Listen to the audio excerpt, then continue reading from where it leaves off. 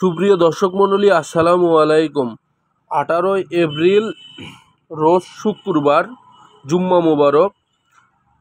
অ্যাস্ট্রিজ আলুর সর্বশেষ আপডেট।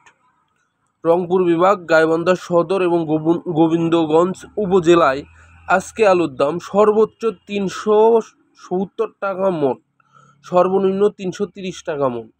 আলুর জাত অ্যাস্ট্রিজ, আবারও বলতেছি, অ্যাস্ট্রিজ জাতের আলুর দাম রংপুর বিভাগে, গাইবান্ধা সদর ও গোবিন্দগঞ্জ উপজেলায় সর্বোচ্চ 370 টাকা আর সর্বনিম্ন 330 টাকা মণ। মানে আলুর দাম একটু বাড়ছে, মানে 340 বা 30 ছিল, সেখান থেকে 370-এ গেছে, হালকা একটু দাম বাড়ছে।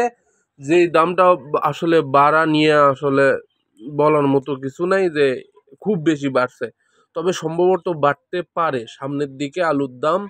হয়তো এই বৈশাখ মাসের লাস্টের দিকে বা জ্যৈষ্ঠের প্রথম দিকে একটু দাম বাড়তে পারে।